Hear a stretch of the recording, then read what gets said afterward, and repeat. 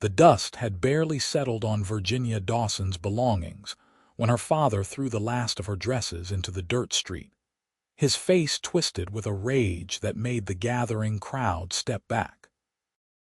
It was the summer of 1873 in St. Joe, Missouri, and the afternoon sun beat down mercilessly on the scene unfolding outside the Dawson family's two-story home on the edge of town.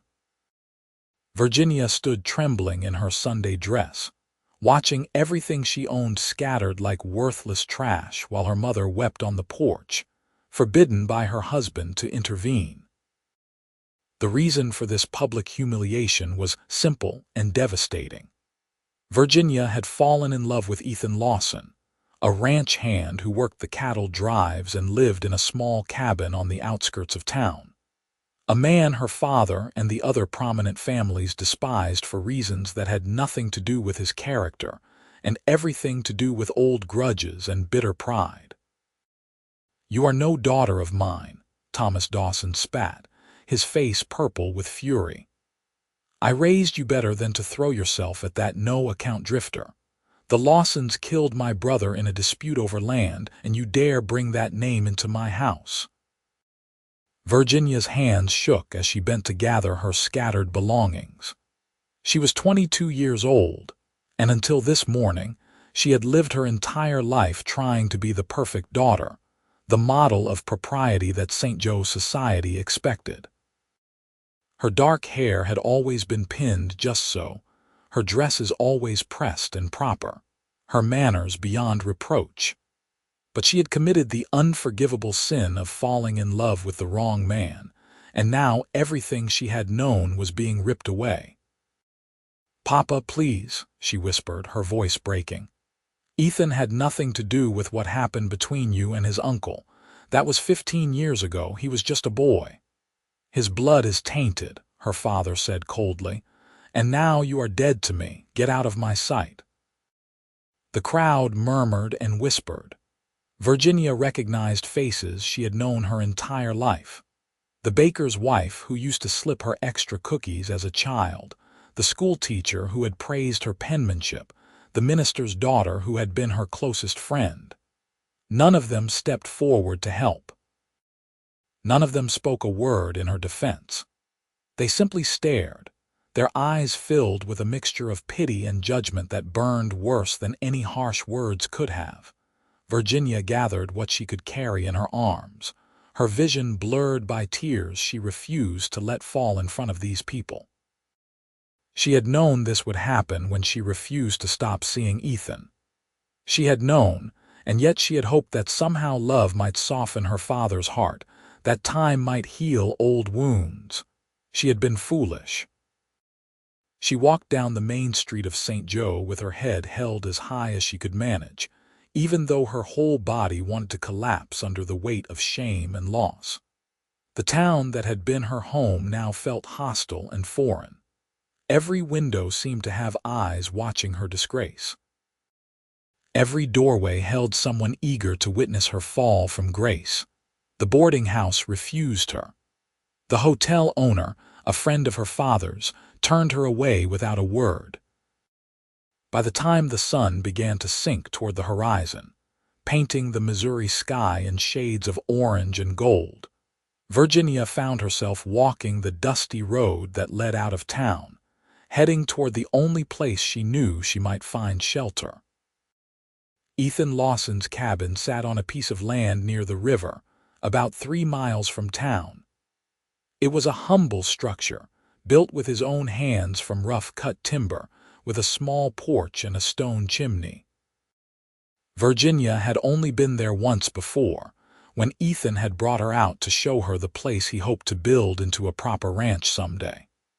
He had dreams of running his own herd, of making something of himself despite the name he carried and the prejudice it brought. Her feet ached in her thin shoes by the time she saw smoke rising from his chimney. The evening was coming on, and with it a coolness that made her grateful for the shawl she had managed to save from the dirt. She had no idea if Ethan even knew what had happened today. She had no idea what she would say to him when she saw him. All she knew was that she had nowhere else to go. The door opened before she could knock. Ethan stood there, tall and lean, his dark hair falling across his forehead, his eyes widening in shock as he took in the sight of her disheveled appearance and the bundle of belongings in her arms. "Virginia," he breathed, stepping out onto the porch. "What happened?" The tears she had been holding back all day finally broke free. "They know about us. My father, he threw me out. The whole town saw and no one would help me. I had nowhere else to go." Ethan's jaw tightened, and for a moment something dangerous flashed in his eyes. Then his expression softened, and he gently took the bundle from her arms, setting it aside before pulling her into an embrace. "Come inside," he said quietly. "You are safe here." The cabin's interior was simple but clean. A table and 2 chairs occupied one corner near the stone fireplace, where a pot of something that smelled like stew simmered over the flames. A bed stood in the opposite corner, neatly made with a patchwork quilt. Shelves held a few books, some dishes, and various tools. It was the home of a man who lived simply but took pride in what he had. Ethan guided her to one of the chairs and poured her a cup of water from a pitcher. His movements were careful, controlled, but Virginia could see the tension in his shoulders, the anger he was trying to contain for her sake. "Tell me everything," he said, kneeling beside her chair. So she did. She told him about her father's rage, about the public humiliation, about the way the entire town had turned their backs on her. She told him about being refused shelter at every establishment, about the long walk to his cabin with no other options left to her. Ethan listened without interrupting, his hand finding hers and holding it gently. When she finished, he was quiet for a long moment, his blue eyes searching her face. "I am sorry," he said finally. "I never wanted this for you. If I had known your father would react this way, I would have been more careful. I would have found a way to make him understand." Virginia shook her head. "There is no making him understand. His hatred for your family runs too deep. He told me how your uncle killed his brother in a land dispute. That was before you were even born, but it does not matter to him. He sees only the name Lawson, and that is enough." "My uncle was defending his property," Ethan said quietly. "Your father's brother came onto our land with armed men, trying to claim a water source that had belonged to my family for generations. It was self-defense, witnessed by a dozen people. But your father never accepted that verdict. He has spent 15 years nurturing that hatred, and now it has poisoned him against any chance we might have had." "I knew the risk," Virginia said, squeezing his hand. "I knew what I was choosing when I refused to stop seeing you. I do not regret it, Ethan. Even now, with everything lost, I do not regret choosing you." Something in Ethan's expression cracked, and he pulled her hand to his lips, kissing her knuckles gently. "Their hate does not change my heart," he said, his voice rough with emotion. "Nothing could change how I feel about you, Virginia. Not your father's anger, not the town's judgment, nothing." Those words, spoken so simply and with such absolute conviction, made Virginia's heart swell with a mixture of love and gratitude so intense it almost hurt. She had given up everything for this man, and hearing him affirm that her sacrifice meant something, that he loved her as deeply as she loved him, made every loss bearable. "What will we do?" she asked softly. "I have no money, no prospects. I am ruined in the eyes of society. No respectable family will employ me now." Ethan stood, pacing to the window where the last rays of sunlight were fading into twilight. "We will figure it out," he said firmly. "I have some money saved from the cattle drives. It is not much, but it is enough to get by for a while. You can stay here and we will make a plan." "I cannot stay here unmarried," Virginia said, her cheeks flushing. "That would only give them more ammunition against you, more reason to call me ruined." Ethan turned to face her, his expression serious. "Then marry me." Virginia's breath caught. "What? Marry me?" Ethan repeated, crossing the room to kneel before her again. "I know this is not the proposal you deserved.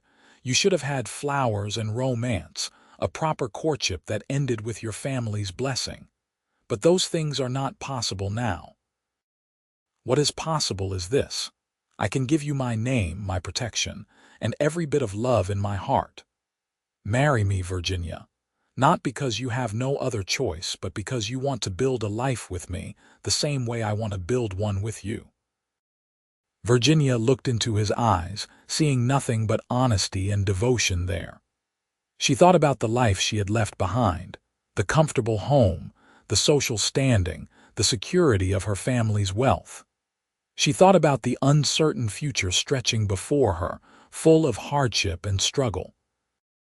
And then she thought about Ethan, about the way he looked at her like she was the most precious thing in the world, about the gentleness in his strong hands and the integrity that shone through every action he took. "Yes," she whispered. "Yes, I will marry you." Ethan's face broke into a smile that transformed his usually serious features, making him look younger and full of joy. He pulled her up from the chair and into his arms, holding her close as if he could shield her from all the pain the world had dealt her today. "We will go to the minister in the morning," he said against her hair. "Reverend Thomas is a fair man. He will not refuse us based on gossip and old feuds." Virginia nodded, allowing herself to relax into his embrace. For the first time since her father had thrown her belongings into the street, she felt a flicker of hope. The road ahead would not be easy, but she would not be walking it alone. That night, Ethan insisted she take the bed while he made up a pallet on the floor near the fireplace. Virginia protested, but he would not hear of it. "You have had the worst day imaginable," he said gently. "Let me give you this one comfort." She lay awake for a long time, listening to the crackling of the fire and the soft sounds of Ethan's breathing. Her mind raced with thoughts of everything that had happened and everything still to come. She wondered if her mother was crying herself to sleep tonight, if her father felt any regret for his harsh words. She wondered what the town would say when they learned she had married Ethan anyway, defying not just her father but all of society's expectations. But beneath the worry and uncertainty, there was something else, a quiet certainty that she had made the right choice. Whatever hardships lay ahead, she would face them with Ethan by her side, and that made all the difference. Morning came with golden light streaming through the small window. Virginia woke to find Ethan already up, making coffee over the fire. He smiled when he saw her stirring, and the warmth in that smile chased away the lingering shadows of yesterday's trauma. They ate a simple breakfast of bread and coffee, then prepared for the walk into town. Virginia wore the best dress she had managed to salvage, brushing the dust from the fabric and pinning her hair as neatly as she could without a proper mirror. Ethan put on his Sunday clothes, though they were worn and patched in places. The walk into St. Joe felt different in the morning light. Yesterday, Virginia had made this journey in shame and desperation. Today, she walked beside the man she loved, her hand in his, her head held high despite her nervousness about facing the town again. Reverend Thomas lived in a small house beside the church on the eastern edge of town. He was a middle-aged man with kind eyes and gray threading through his brown hair. When he opened the door and saw Ethan and Virginia standing on his porch, his expression grew concerned. "I heard what happened yesterday, Miss Dawson," he said gently. "Please come in." They sat in his modest parlor while he poured them tea from a chipped pot. His wife, a plump woman with a gentle smile, joined them, her presence a comfort to Virginia's frayed nerves. "We have come to ask you to marry us," Ethan said directly. "I love Virginia, and she has agreed to be my wife." We understand that the circumstances are unusual, but we are asking you to look past the gossip and see us for who we truly are." Reverend Thomas studied them both for a long moment.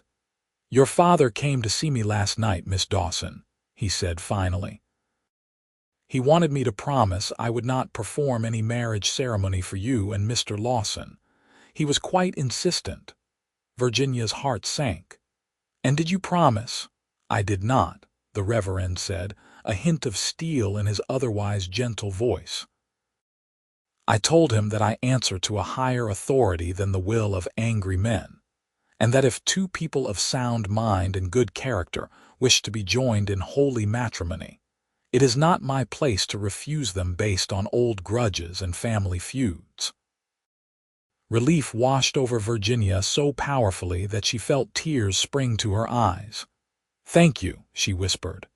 "However," Reverend Thomas continued, "I must ask you both some difficult questions. Miss Dawson, are you entering this marriage of your own free will? You are not being coerced by circumstances or by Mr. Lawson." "I am here because I want to be," Virginia said firmly. "I love Ethan. I have loved him for months now, long before yesterday's events. My choice to marry him has nothing to do with coercion and everything to do with my heart." The Reverend nodded, then turned to Ethan.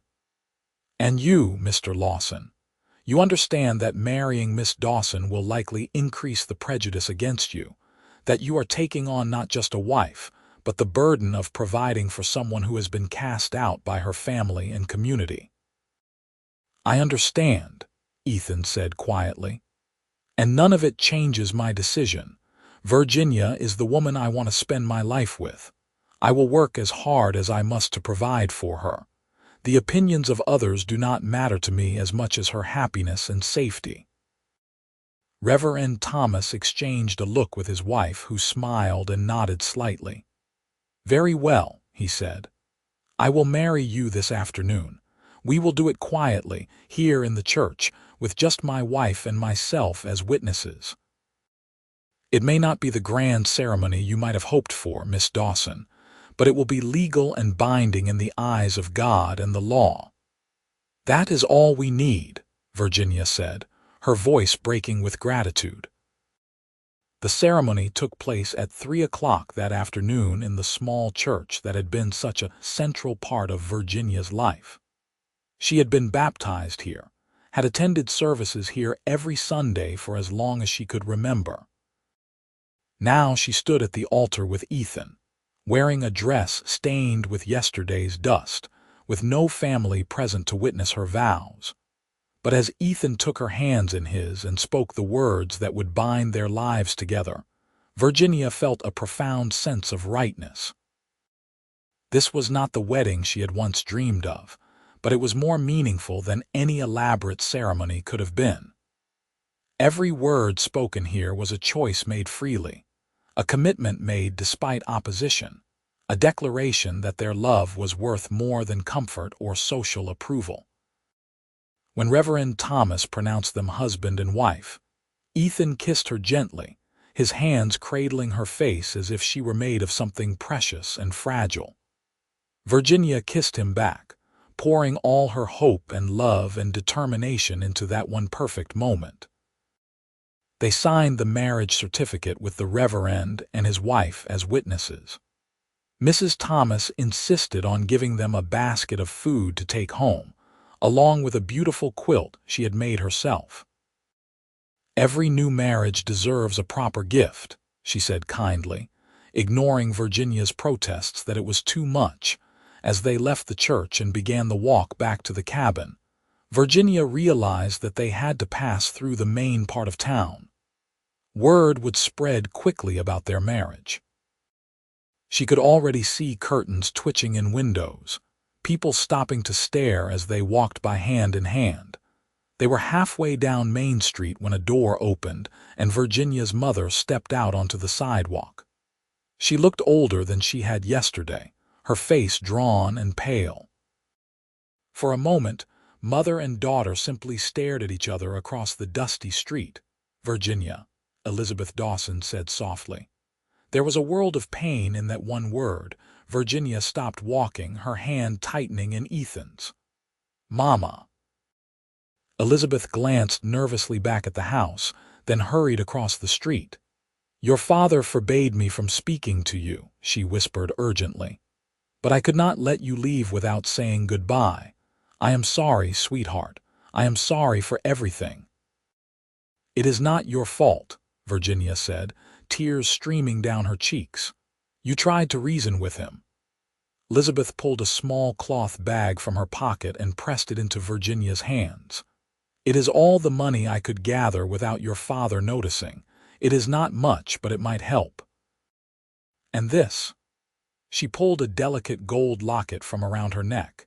"It was my grandmother's. It should have been yours anyway." "Mama, I cannot take this," Virginia protested. "You can and you will," Elizabeth said firmly, closing Virginia's fingers around the locket. "I may not be able to stand up to your father publicly, but I can do this much. You are my daughter and I love you. That will never change, no matter what your father says." She kissed Virginia's forehead quickly, then turned to Ethan. "You take care of her," she said, her voice breaking. "You make her happy, or you will answer to me."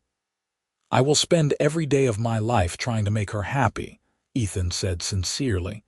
"You have my word, Mrs. Dawson." Elizabeth nodded, then hurried back across the street and into the house before Thomas could discover her disobedience. Virginia watched her go, clutching the locket and the bag of coins, her heart aching with the bittersweet pain of that brief reunion. Ethan put his arm around her shoulders, and they continued walking. By the time they reached the cabin, the sun was beginning to set, painting the sky in brilliant shades of pink and purple. Ethan built up the fire while Virginia unpacked the food Mrs. Thomas had given them, discovering bread, cheese, preserves, and even a small cake. That night, they sat together on the porch, watching stars emerge in the darkening sky. Virginia leaned against Ethan's shoulder, feeling his arm around her waist, solid and reassuring. "I spoke to Sam Henderson at the feed store last week," Ethan said quietly. "He is looking for someone to help with bookkeeping and inventory. The pay is not much, but it would be steady work, and it would allow me to stop taking the long cattle drives. I could be home every night instead of gone for weeks at a time." "That sounds wonderful," Virginia said. "And I can take in sewing. I am quite good with a needle. There must be families who need alterations or mending done." "We will make it work," Ethan said, kissing the top of her head. "It will not be easy, but we will make it work together." The next few weeks tested that promise in ways neither of them had fully anticipated. Sam Henderson did hire Ethan, but only after making it clear that he was taking a risk doing so, given the bad blood between the Dawsons and the Lawsons. The pay was even less than Ethan had expected, barely enough to cover their basic needs. Virginia tried to find sewing work, but most of the respectable families refused to hire her. A few of the rougher establishments on the edge of town offered her work mending clothes for their girls, but Ethan would not hear of it. "I will not have you exposed to that environment," he said firmly. "We will find another way." That other way came from an unexpected source. One afternoon, a woman Virginia vaguely recognized from church appeared at their cabin door. She was older, perhaps in her 50s, with graying hair and work-worn hands. "Mrs. Lawson," the woman said hesitantly. It was the first time anyone had called Virginia by her married name. She stood a little straighter, feeling a spark of pride despite everything. "Yes, my name is Sarah Mitchell. My husband works with yours at the feed store. I heard you were looking for sewing work." She held out a bundle of fabric. "My daughter is getting married next month, and we need someone to make her wedding dress. The seamstress in town is asking more than we can afford. I thought perhaps you might be willing to do it for a reasonable price." Virginia's hands trembled slightly as she took the fabric. It was beautiful material, cream-colored silk that must have cost the Mitchells dearly. "I would be honored," she said softly. "But I must be honest with you, Mrs. Mitchell. Your daughter may face criticism for having me make her dress. My reputation is not what it once was." Sarah Mitchell's expression hardened. "My daughter is marrying a man her father disapproves of. She understands something about following your heart despite opposition. She specifically asked me to hire you when she heard your story." Tears pricked Virginia's eyes. "Then I will make her the most beautiful dress I possibly can. And I will charge you only what it costs me in thread and time. Consider it my wedding gift." Word of the dress spread, and slowly, tentatively, other women began to come to Virginia with sewing projects. Most were from families on the edges of society themselves. The wives of ranch hands, the daughters of shopkeepers and laborers, women who understood what it meant to be judged unfairly. The work was not steady, and it did not pay much, but combined with Ethan's wages, they managed to keep food on the table and wood in the fireplace. Autumn arrived, bringing cooler temperatures and the brilliant colors of changing leaves. Virginia and Ethan settled into a rhythm of daily life that, while challenging, held a deep contentment neither had expected to find so quickly. They woke early each morning, Ethan to go to the feed store and Virginia to her sewing. In the evenings, they would cook dinner together, talking about their days, making plans for the future. One night in late October, as they sat by the fire after dinner, Virginia set down her sewing and turned to Ethan with a serious expression. "I need to tell you something," she said quietly. Ethan looked up from the harness he was mending, concern flickering across his face. "What is it?" "I am with child." The harness dropped from his hands. For a moment he simply stared at her, his expression unreadable. Then a slow smile spread across his face, transforming him. "Truly?" Virginia nodded, her own smile trembling. "I am certain. By my calculations, the baby should arrive in late spring." Ethan crossed the room in 2 strides, pulling her up from her chair and into his arms. He held her carefully as if she might break, his face buried in her hair. "A baby," he whispered. "We are going to have a baby." The joy in his voice made Virginia's heart swell. Despite all the hardships they had faced, despite the uncertain future, Ethan was purely happy about this news. It confirmed what she had known all along, that she had made the right choice in marrying this man. "Are you frightened?" Ethan asked, pulling back to look at her face. "A little," Virginia admitted. "But mostly I am happy. This child will be born into love, Ethan." That is more than many children can say. They spent the rest of the evening making plans, talking about the changes they would need to make to the cabin, discussing names and possibilities. Virginia felt the worries about money and society's judgment fade into the background, replaced by the simple wonder of the new life growing inside her. Winter came early that year, bringing snow that blanketed the Missouri countryside in white. Ethan worked longer hours at the feed store, trying to save as much money as possible before the baby arrived. Virginia continued her sewing work, though the cold made her fingers stiff, and the growing swell of her belly made it harder to sit comfortably at her work. Just before Christmas, Ethan came home with surprising news. "Sam Henderson is expanding the feed store," he said, stamping snow from his boots. "He is going to add a section selling ranch supplies and equipment. He asked if I would be interested in managing it. The pay would be significantly better." "That is wonderful," Virginia said, looking up from the tiny gown she was hemming for the baby. "What did you tell him?" "I told him I would need to discuss it with my wife," Ethan said with a smile. "The position would require longer hours, at least at first while we are setting everything up. I wanted to make sure you would be all right with that, especially with the baby coming." Virginia set down her sewing and crossed to him, wrapping her arms around his waist. "I will be fine," she said firmly. "This is an opportunity, Ethan. We need to take it. Besides, Mrs. Mitchell has already said she will help when my time comes. I will not be alone." Ethan accepted the position, and true to his word, Sam Henderson raised his wages substantially.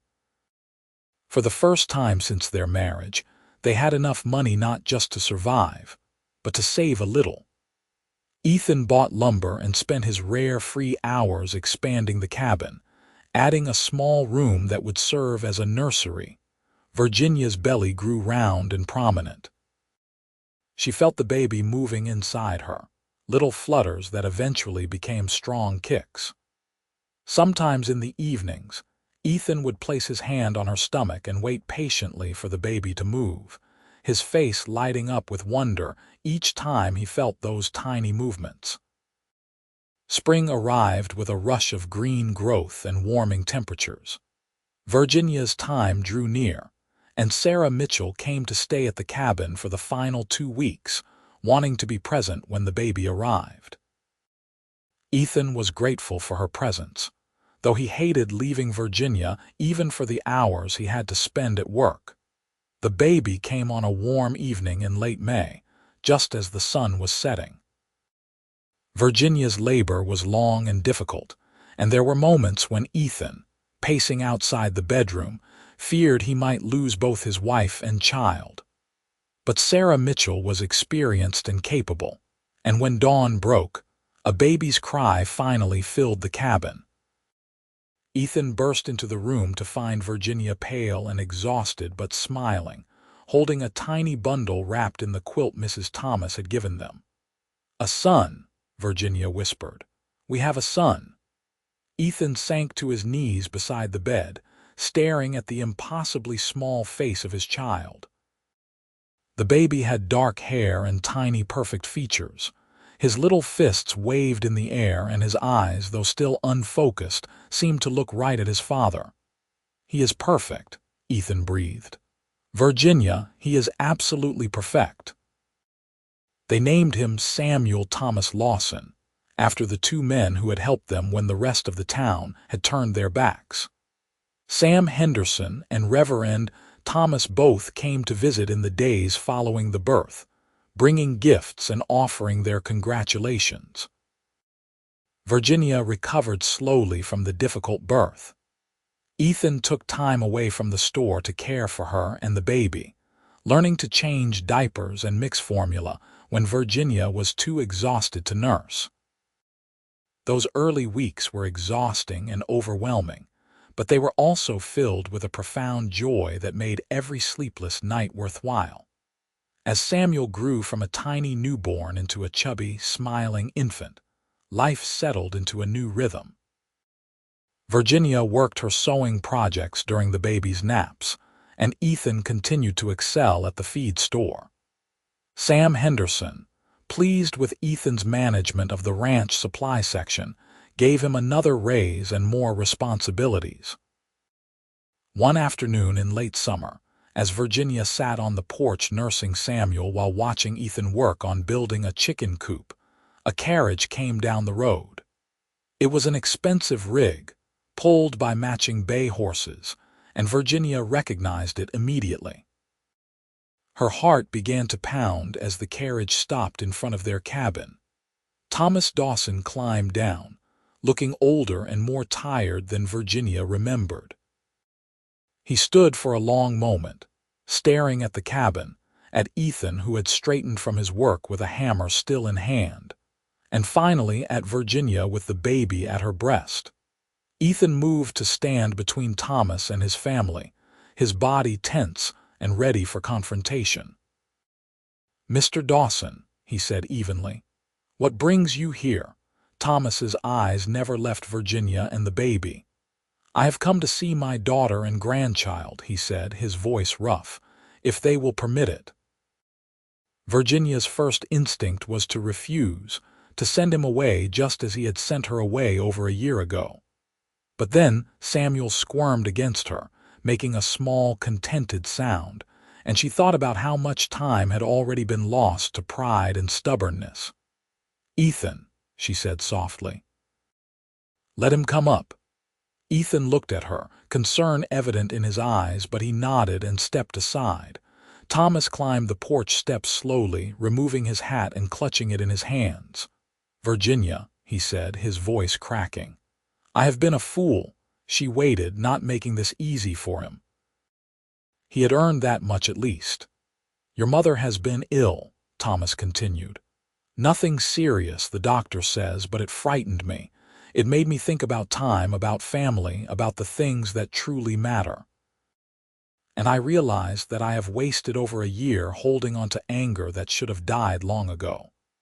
"You cast me out," Virginia said, her voice steady despite the emotions churning inside her. "You threw my belongings in the street and told me I was dead to you. You forbade Mother from speaking to me. You tried to convince Reverend Thomas not to marry us. Those are not things I can simply forget." "I know," Thomas said heavily. "I know, and I have no excuse for my behavior. I was wrong, Virginia. I let old hatred poison me against a good man who had done nothing to deserve my contempt. Ethan Lawson did not kill my brother. His uncle did, and even that was ruled self-defense. I have spent 15 years nursing a grudge that was never justified in the first place." He looked at Ethan now, meeting his eyes directly. "I am sorry, son. I am sorry for the prejudice I showed you, for the obstacles I placed in your path. You have proven yourself to be a man of character and integrity. The way you have provided for my daughter and grandson, the reputation you have built in this community despite my efforts to damage it, speaks volumes about who you truly are." Ethan's expression softened slightly, though wariness remained. "Thank you for saying so, sir." Thomas turned back to Virginia. "I do not expect you to forgive me immediately. I do not deserve it, but I am asking humbly if you would allow me to be part of your life again, to know my grandson, to make amends for the hurt I have caused." Samuel chose that moment to finish nursing, and Virginia adjusted her dress before lifting him to her shoulder. Thomas watched every movement, his eyes shining with unshed tears. "What does Mother think about this?" Virginia asked. "She has been begging me to come here for months," Thomas admitted. "She never agreed with my treatment of you. She has been grieving the loss of you since the day I sent you away. If you refuse to see me ever again, I will understand and accept it. But please, let your mother visit. Let her know her grandson. She has done nothing to deserve this exile." Virginia looked at Ethan, silently asking his opinion. He stepped closer, placing a hand on her shoulder in a gesture of support. "The decision is yours," he said quietly. "I will support whatever you choose." She thought about the pain of the last year, about standing in the street watching her belongings scattered in the dirt. She thought about the loneliness, the struggle, the times she had desperately missed her mother's comfort and advice.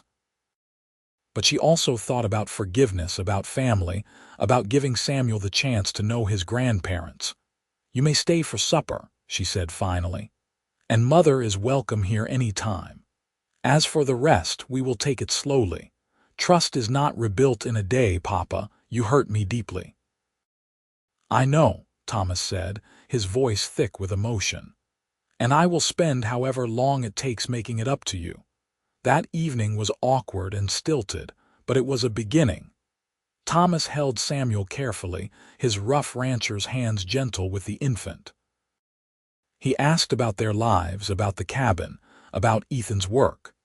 He listened to the stories of their struggles without offering unwanted advice or criticism. And when he left, he shook Ethan's hand with genuine respect. Elizabeth Dawson visited the next day, and her reunion with Virginia was tearful and emotional. She held Samuel and wept with joy, and she sat with Virginia for hours, catching up on everything that had been missed. She brought gifts, baby clothes she had sewn herself, preserves from her garden, a beautiful carved cradle that had been made by Virginia's grandfather. Over the following months, Thomas and Elizabeth became regular visitors. The reconciliation was not perfect or immediate. There were still moments of tension, times when old wounds resurfaced. But gradually, slowly, a new relationship was built on the foundation of the old one.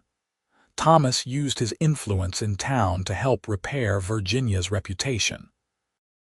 He made it known publicly that he had been wrong about Ethan, that the young man was worthy of respect and admiration. It did not change everyone's minds overnight, but it made a difference. More people began to patronize the feed store. More women brought their sewing to Virginia. 2 years after Samuel's birth, Virginia found herself pregnant again. This time the pregnancy was easier, and the birth, while still difficult, was faster. They welcomed a daughter they named Emily Rose, a tiny girl with Virginia's dark eyes and Ethan's smile. Ethan had continued to excel at the feed store, and Sam Henderson, growing older and ready to slow down, offered to make Ethan a partner in the business.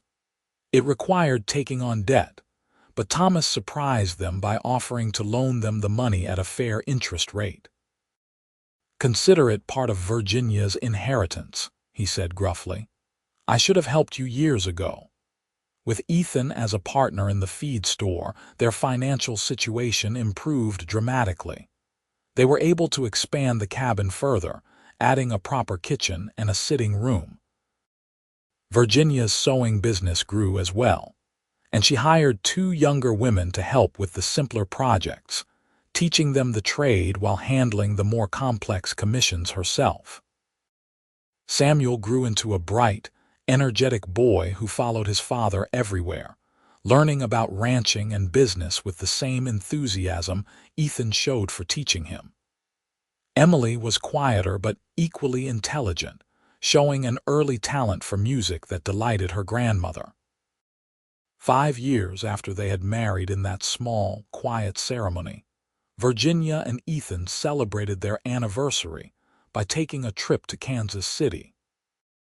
It was the first time Virginia had been away from the children overnight, and while she missed them terribly, it was wonderful to have uninterrupted time with her husband. They walked through the city streets hand in hand, visited shops and restaurants, and spent an evening at the theater watching a play. In their hotel room that night, Ethan pulled Virginia into his arms and held her close. "You ever regret it?" he asked quietly. "Giving up the life you could have had for this one?" Virginia leaned back to look at his face, seeing the vulnerability there. "Not for a single moment," she said firmly. "That life would have been comfortable and respectable, but it would not have been filled with love the way this one is. I would choose you, choose us, 1,000 times over, even knowing everything it would cost you," Ethan pressed. "Especially knowing that," Virginia said. "The things worth having are rarely easy to obtain, Ethan. Our love, our family, the life we have built together, those things are precious precisely because we fought for them, because we chose each other when the whole world seemed determined to keep us apart." Ethan kissed her then, deeply and thoroughly, and Virginia melted into his embrace. After 5 years of marriage, 2 children, and countless challenges overcome together, the passion between them had not diminished. If anything, it had grown stronger, deepened by the trials they had weathered side by side. The years continued to pass, bringing both joy and sorrow. Elizabeth Dawson passed away peacefully in her sleep when Samuel was 8 and Emily was 6. Virginia grieved deeply, but she was grateful for the years of reconciliation they had been given, for the relationship that had been rebuilt and strengthened. Thomas, suddenly alone, became even more involved in their lives. He taught Samuel to ride and rope, and he spoiled Emily shamelessly with books and music lessons. The old man seemed determined to make up for every day he had missed, every moment he had wasted on anger and pride. The feed store prospered under Ethan's partnership with Sam Henderson. They expanded again, adding a section for household goods that Virginia helped manage. She had a talent for knowing what women wanted in their homes, and the household section quickly became the most profitable part of the business. When Samuel was 10, Thomas Dawson fell ill. The doctor said it was his heart, worn out by years of hard work and stress. He lingered for several weeks, and Virginia spent every day at his bedside, reading to him, talking with him, making sure he was comfortable. On his final day, Thomas called Ethan to his room. Virginia waited outside, giving them privacy for whatever her father needed to say. "I was wrong about you," Thomas said, his voice weak but clear. "From the very beginning, I was wrong. You have been a better husband to my daughter than I ever could have hoped for. You have given her love and respect and partnership. You have built a good life for your family. I am proud to call you my son." Ethan, not normally an emotional man, felt tears sting his eyes. "Thank you, sir. That means more than you know." "Take care of them," Thomas whispered. "Take care of my girls, and tell Samuel that his grandfather loved him very much." "I will, sir, I promise." Thomas died that evening with Virginia and Ethan at his side. His funeral was well attended, a testament to the respect he had commanded in the community despite his flaws. Virginia mourned him deeply, but she found comfort in knowing that they had reconciled, that he had died knowing she loved him despite everything. The inheritance Thomas left was substantial. Virginia used part of it to buy the land surrounding their cabin, expanding their property to include a small ranch. Ethan hired a few ranch hands and began building the cattle operation he had always dreamed of. The rest she invested in the feed store and in property in town, ensuring a secure future for their children. Samuel, as he grew into his teenage years, showed a keen interest in both ranching and business. He had inherited his father's work ethic and his mother's intelligence, and it became clear that he would be more than capable of managing the family's enterprises someday. Emily surprised everyone by announcing at 16 that she wanted to be a teacher. Virginia and Ethan supported her decision wholeheartedly, sending her to a teaching college in Kansas City. She returned 2 years later with a certificate and a fierce determination to make a difference in children's lives. More children came. A second son named William, who had his father's blue eyes and serious demeanor, and finally another daughter, Clara, who was born when Virginia was 38 and proved to be the most spirited of all their children. Through it all, through the challenges of raising 4 children and managing multiple businesses, through the joys and sorrows that filled their years, Virginia and Ethan's love remained the constant foundation of their family. They still made time to sit on the porch together in the evenings, watching the sunset and talking about their days. They still looked at each other with the same wonder and devotion that had brought them together despite impossible odds. On their 20th wedding anniversary, Ethan surprised Virginia by organizing a celebration at the church where they had been married. Reverend Thomas had passed away years before, but his successor welcomed them warmly. The church was filled with friends and family. Sam Henderson and his wife, Sarah Mitchell and her grown children, the women who had supported Virginia when the rest of the town shunned her, and countless others whose lives they had touched over the years. Samuel, now a young man of 19 running the ranch with confidence and skill, stood to give a toast. "I have grown up watching the example my parents set," he said, his voice carrying through the crowded church. "They taught me that love is not just a feeling but a choice you make every day. They showed me that the things worth having in life are worth fighting for, that integrity and courage matter more than social approval, and that a family built on love and respect can weather any storm." Emily, home from her teaching position in a nearby town, added her own words. Mother and father never hid from us the difficulties they faced when they first married. They told us about grandfather's anger, about the town's rejection, about the struggles they endured. But they also showed us that those struggles made them stronger, that their love was refined and purified by the trials they faced together. That is the legacy they have given us. Virginia, sitting beside Ethan with William and Clara on either side of them, felt tears streaming down her cheeks. She looked at her husband, seeing the gray threading through his dark hair, the lines around his eyes from years of smiling and squinting into the sun, the strength in his weathered hands. He was even more handsome to her now than he had been that day 20 years ago when she had shown up at his cabin with nowhere else to go. Ethan met her gaze and smiled, taking her hand and bringing it to his lips in a gesture he had repeated thousands of times over their years together. "Their hate did not change my heart," he said softly, repeating the words he had spoken that first night. "Nothing ever could, and nothing ever will," Virginia replied, her voice full of the certainty of 2 decades of shared life. "I love you, Ethan Lawson. Today, tomorrow, and for all the years to come." The celebration continued into the evening with food and music and dancing. Virginia danced with her husband, with her sons, and even with Sam Henderson, who, though elderly now, still had enough energy for one waltz.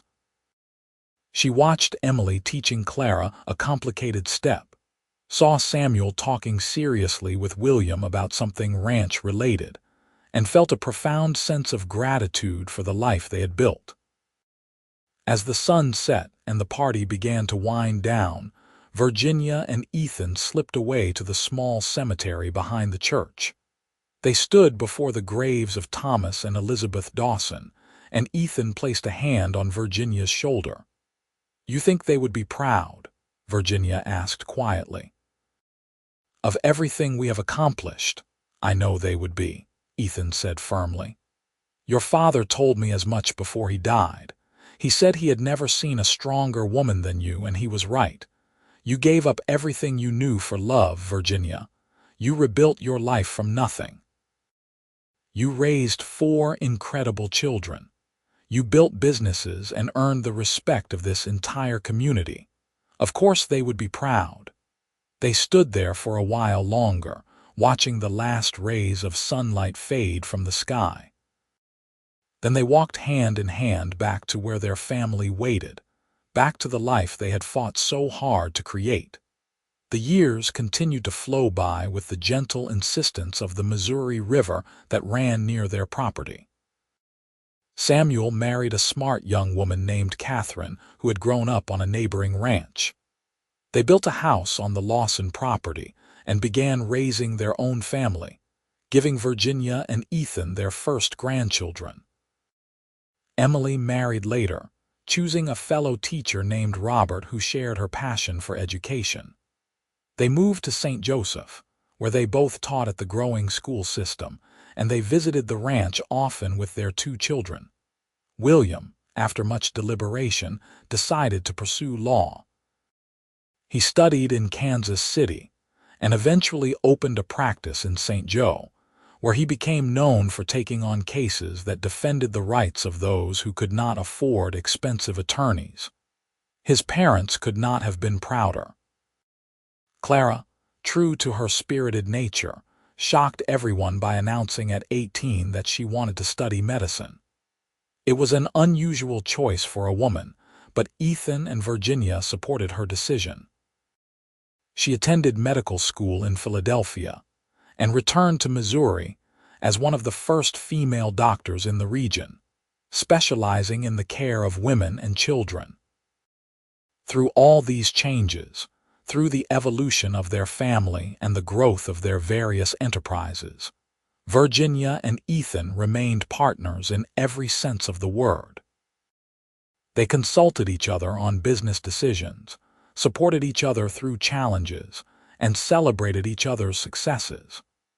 The feed store expanded into a general mercantile that became the largest in 3 counties. The ranch grew to encompass over 1,000 acres, running hundreds of head of cattle. But despite their prosperity and success, they never forgot where they had started. They never forgot the cabin where they had first built their life together, and they maintained it carefully, sometimes staying there for a few days when they wanted to escape the busier life on the ranch. They never forgot the people who had helped them when they had nothing, and they made it their business to help others in similar situations. When young couples faced opposition from their families, Virginia and Ethan were known to offer advice and sometimes financial support. When someone needed a job but faced prejudice or discrimination, Ethan found a place for them at one of his businesses. When a woman needed sewing work or household goods but could not afford full price, Virginia made sure she was helped discreetly. On Virginia's 50th birthday, the entire family gathered at the ranch for a massive celebration. There were children running everywhere, grandchildren, and even a few great-grandchildren. Tables groaned under the weight of food, and the sound of laughter and music filled the air. Ethan found Virginia standing slightly apart from the chaos, watching it all with a smile on her face. He wrapped his arms around her from behind, and she leaned back against his chest. "Happy?" he asked. "Deliriously," Virginia replied. "When I think about that girl standing in the street with her belongings scattered in the dirt, I can hardly believe this is the same life. That scared, heartbroken girl became this woman, surrounded by children and grandchildren and love. That girl had courage and strength even then," Ethan said. "She just had not had the opportunity to discover it yet. You were always this woman, Virginia. Life just gave you reasons to show who you truly were." "We built something beautiful," Virginia said softly. "Despite everything that tried to stop us, we built something lasting and beautiful." "We did," Ethan agreed. "And we are not done yet. We have years ahead of us still, more grandchildren to meet, more adventures to have, more sunsets to watch together." Virginia turned in his arms to face him, seeing the same love in his eyes that had been there 30 years ago when she had shown up at his door with nowhere else to go. His hair was completely gray now, and lines creased his face, but he was still the man who had said that their hate did not change his heart. He was still the man who had stood beside her through every trial, who had built a life with her brick by brick, day by day. "I love you," she said simply. "More than I did yesterday, and not as much as I will tomorrow."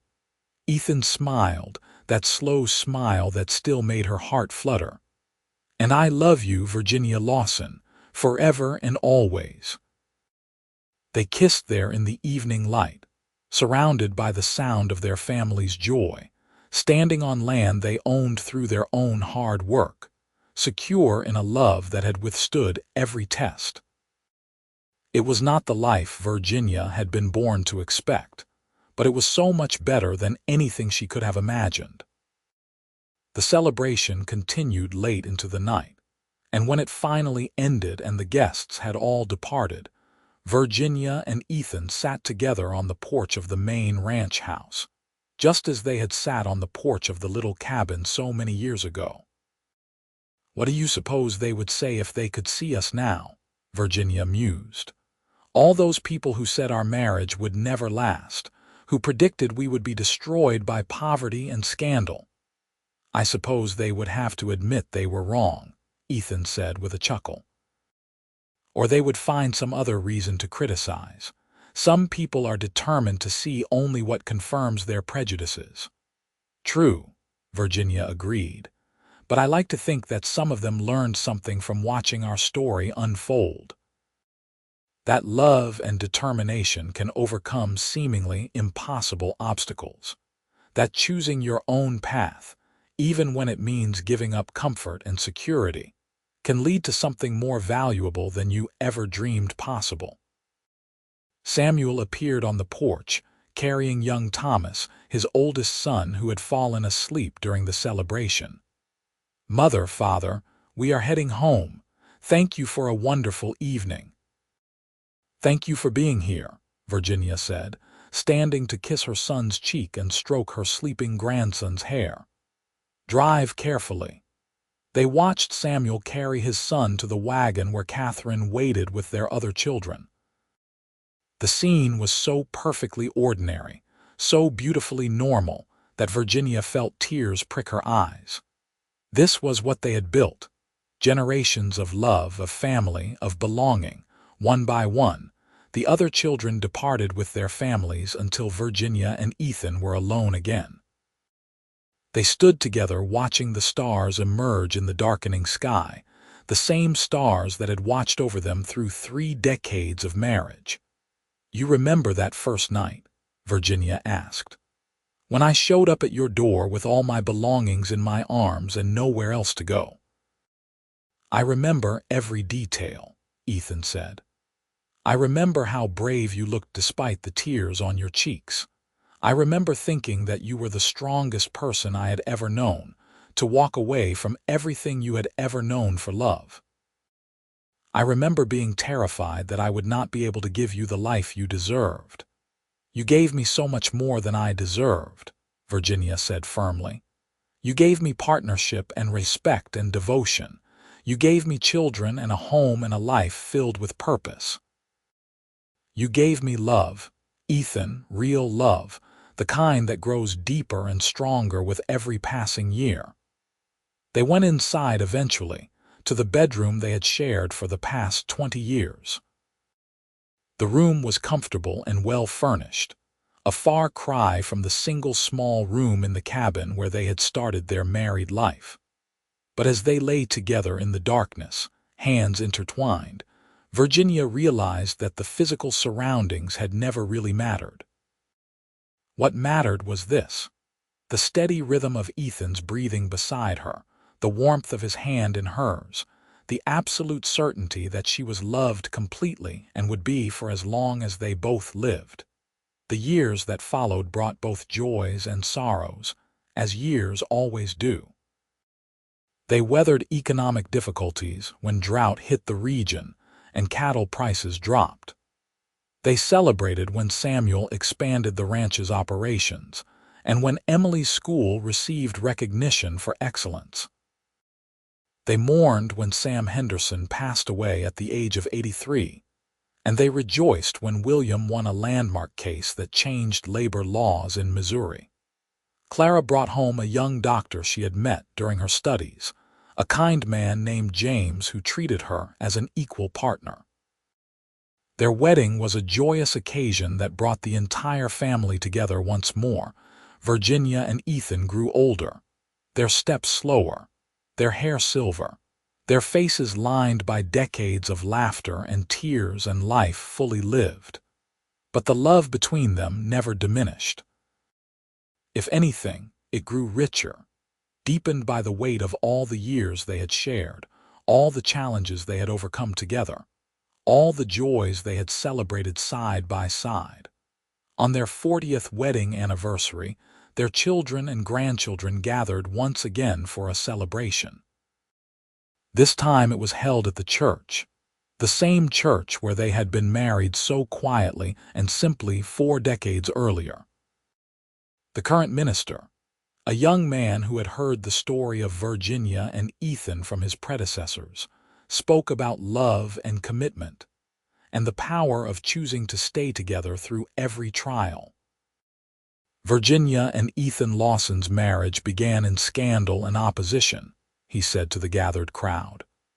Virginia was cast out by her family for loving a man they hated. She lost everything: her home, her security, her place in society. But she gained something infinitely more valuable. She gained a love that has endured for 40 years. She gained a partnership that has produced 4 children, 16 grandchildren, and 3 great-grandchildren so far. She gained a life that has touched this entire community in countless positive ways. He turned to look at Virginia and Ethan, seated in the front pew surrounded by their family. When Ethan Lawson said, "Their hate does not change my heart," he made a promise. A promise to love Virginia regardless of opposition, regardless of hardship, regardless of what anyone else thought or said. And he has kept that promise every single day for 40 years. That is the kind of love that inspires us, that shows us what marriage can be when two people are truly committed to each other. Virginia looked at Ethan, seeing him dab at his eyes with a handkerchief. She reached over and took his hand, and he squeezed it gently, his touch still familiar and comforting after all these years. The celebration that followed was even larger than the one for their 20th anniversary. The church hall was packed with people whose lives had been touched by Virginia and Ethan in some way. Former employees who had been given chances when no one else would hire them. Young couples they had mentored through difficult times. Children Virginia had sewn clothes for when their families could not afford them. Families Ethan had extended credit to during hard times. As the evening wore on, Virginia found herself surrounded by women of all ages, each with a story to share about how Virginia had helped them, inspired them, or showed them that it was possible to choose love over fear. "You showed me that a woman could be both a wife and a businesswoman," one young woman said. "Watching you manage your sewing business and help with the mercantile while raising 4 children taught me that I did not have to choose between family and my own ambitions. When my family cut me off for marrying outside our faith, you gave me sewing work and treated me with kindness," an older woman added. "You made me feel less alone. My mother was one of the women you hired to help with sewing 20 years ago," a middle-aged woman contributed. "That job saved our family during a terrible financial crisis. She always said you were the kindest employer she ever had." Virginia listened to these stories with tears streaming down her face. She had never fully realized the impact her choices had made beyond her own family. She had simply tried to live with integrity, to help where she could, to treat people with the respect and kindness she had wished for during her own darkest times. Ethan was surrounded by similar conversations with men who spoke of jobs he had given them, advice he had offered, fairness he had shown in business dealings. Samuel stood beside his father, listening with pride evident on his face. As the evening drew to a close and the crowd began to thin, Virginia and Ethan found themselves once again alone together. They walked slowly to the cemetery behind the church, as they had done on their 20th anniversary, and stood before the graves of Thomas and Elizabeth Dawson. "Mama would have loved this," Virginia said softly. "Seeing all the children grown and happy, seeing the legacy we have built." "She did love it," Ethan reminded her gently. "She was part of it for many years. She knew her grandchildren, saw them growing up. She knew what you built from the ashes of that terrible day." "And Papa," Virginia said, looking at Thomas Dawson's headstone. "He came around in the end. He admitted he was wrong and he tried to make amends. That took courage." "It did," Ethan agreed, "and I respected him for it." Not every man can admit when he has been wrong, especially about something so fundamental. They stood in silence for a while, remembering, reflecting on the long journey from that dusty street where Virginia's belongings had been scattered to this moment of triumph and celebration. "I would not change anything," Virginia said finally. "Even knowing all the pain we endured, all the struggles we faced, I would not change a single thing, because it all led to this, to the life we have built, to the love we share." "Neither would I," Ethan said, wrapping his arm around her waist. "Every hardship made us stronger. Every trial proved that our love could withstand anything. I am grateful for all of it, even the difficult parts, because they brought us here." They walked back to the ranch as twilight deepened into night. The ranch house glowed with light from the windows, and they could see their family moving about inside, Samuel and Catherine putting the grandchildren to bed in the guest rooms. Emily and Robert talking with William and his wife in the parlor, Clara and James laughing about something on the porch. "We did well," Virginia said, pausing to take in the scene. "We built something good, Ethan, something that will last long after we are gone." "We did," Ethan agreed. "And it all started with you having the courage to choose love over security, to walk away from everything you knew for a chance at something better. You were always the brave one, Virginia." "No," she said, shaking her head. "We were brave together. Your courage in standing beside me despite knowing it would bring you hardship, your willingness to defy social expectations to follow your heart, that was just as brave as anything I did. We were brave together, and we built this life together, and that is what has made it so beautiful." The years continued their inevitable march forward. Virginia and Ethan grew older still, eventually stepping back from active management of their various business interests and turning control over to Samuel and William. They spent their days in quiet contentment, tending a garden, reading, receiving visits from their ever-growing family. Virginia's hands, once so skilled with a needle, grew too arthritic for fine sewing, but she taught her granddaughters the craft, passing on skills and knowledge to the next generation. Ethan's steps grew slower, but he still walked the ranch every day he was able, checking on the cattle and the land he had worked so hard to build. They celebrated their 50th wedding anniversary surrounded by what seemed like half the county. 5 decades of marriage, of partnership, of love that had only grown stronger with time. Their children gave speeches, their grandchildren performed songs and skits, and their great-grandchildren brought them drawings and flowers. 50 years, Virginia marveled that night as they prepared for bed. Half a century together, Ethan. We have lived an entire lifetime side by side. And what a lifetime it has been, Ethan said, his voice still strong despite his advanced age. "Filled with more love and joy than I ever dreamed possible that day you showed up at my cabin door." "Do you remember what you said to me that first night?" Virginia asked, settling into bed beside him. "You said that their hate did not change your heart." "I meant every word," Ethan said, turning to look at her in the lamplight. "Their hate, their judgment, their opposition, none of it made the slightest difference to how I felt about you. You were the woman I loved, the woman I wanted to build a life with, and nothing and no one could change that." "And you kept that promise," Virginia said softly. "Every single day for 50 years, you have shown me that your heart never changed, that your love never wavered, that I could always count on you to be there beside me." "Just as you kept your promise to me," Ethan replied. "You gave up everything for love, Virginia, and you never once made me feel guilty for what it cost you. You built a life with me without complaint, without regret, with nothing but love and determination." They lay in the darkness, hands intertwined as they had been for 5 decades, listening to the sounds of the ranch settling for the night.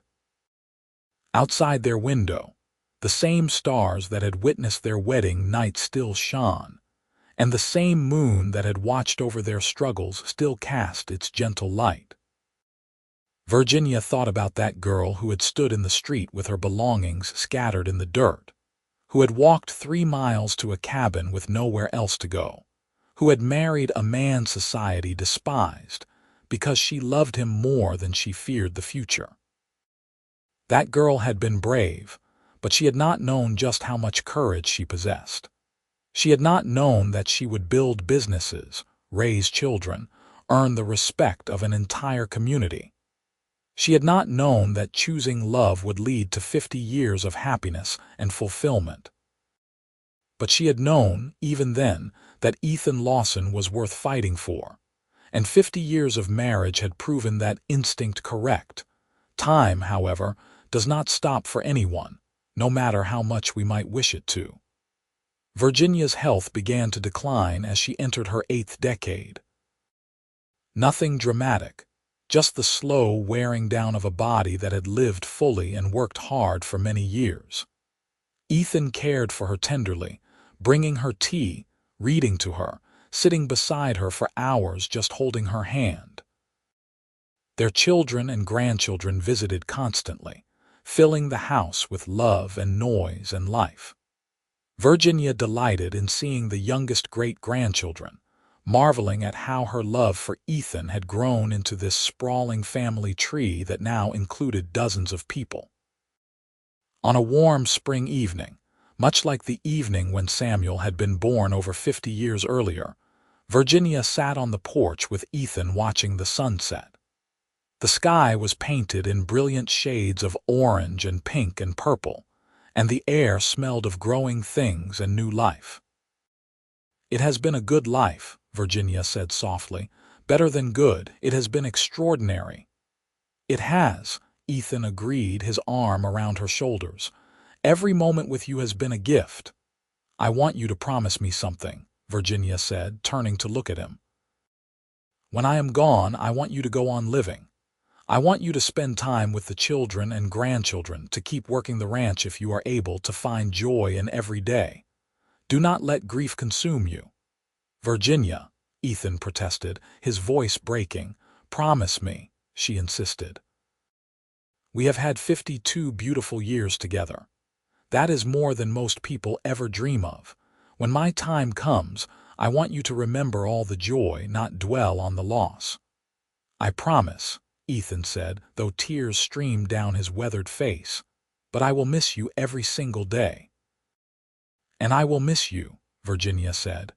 "But we have been so blessed, Ethan, to have found each other, to have built this life together, to have loved so fully and so well. Not everyone gets that. We have been among the lucky ones."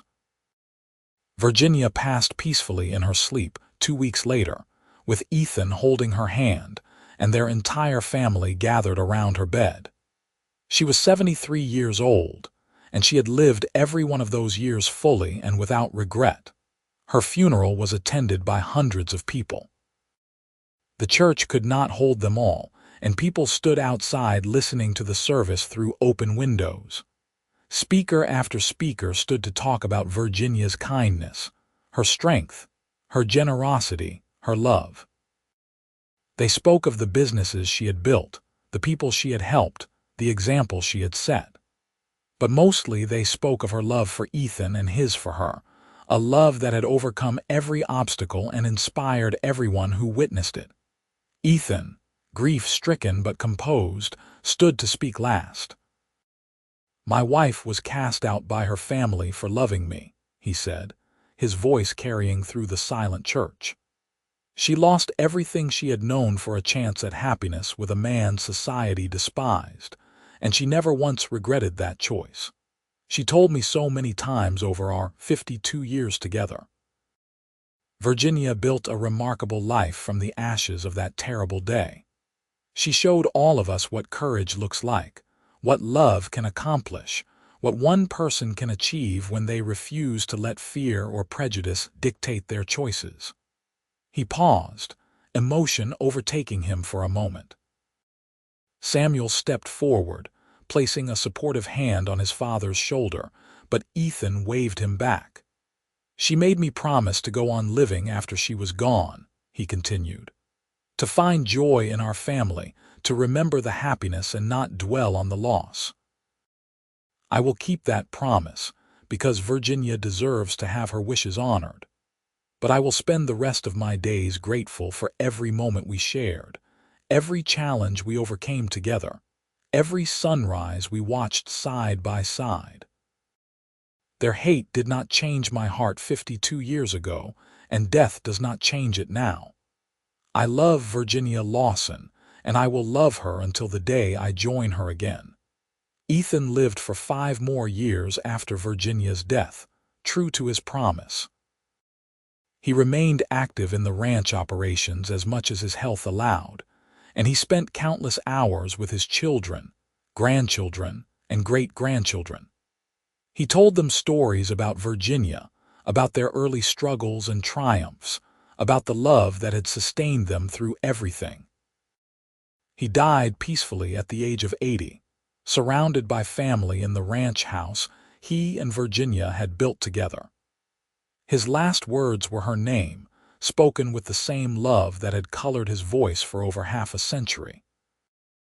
They were buried side by side in the cemetery behind the church where they had been married, where they had celebrated anniversaries, where they had been part of the community for so many decades. Their gravestone bore a simple inscription: Virginia and Ethan Lawson, their love changed hearts. The ranch continued under Samuel's capable management, and it prospered for generations. The mercantile William ran remained a central part of St. Joe's economy. Emily's school produced countless successful students. Clara's medical practice saved lives and improved the health of the entire region. But beyond the businesses and the material success, Virginia and Ethan's real legacy was the example they set. Young couples facing opposition from their families found courage in the Lawson story. Women seeking to build businesses or pursue unconventional paths drew inspiration from Virginia's success. Men learning to be good husbands and fathers looked to Ethan as a model. Their great-great-grandchildren grew up hearing stories about the couple who had defied society to choose love, who had built an empire from nothing, who had proven that courage and determination and devotion could overcome any obstacle. And those children, in turn, told the stories to their own children, keeping alive the memory of a love that had been strong enough to change not just 2 lives, but an entire community and all the generations that followed. The cabin where it all began was preserved by the family, maintained as a reminder of humble beginnings and extraordinary courage. Visitors came to see it, to stand in the small room where Virginia and Ethan had built the foundation of their life together, to remember that great things can start from the simplest beginnings. And in St. Joe, Missouri, on the banks of the river where a young woman had once walked with nowhere to go, and a man had opened his door and his heart, the story of Virginia and Ethan Lawson became legend. A tale told to remind people that love, real love, the kind that weathers every storm and grows stronger with time, is worth fighting for. That's standing up for what you believe in, even when the whole world seems against you, can lead to something beautiful and lasting. Their hate had not changed Ethan's heart, and through 52 years of marriage, through children and grandchildren, through success and struggle, through joy and sorrow, that heart had remained constant, devoted, true, just as Virginia's had. 2 hearts beating as one, building a life that proved love could conquer all.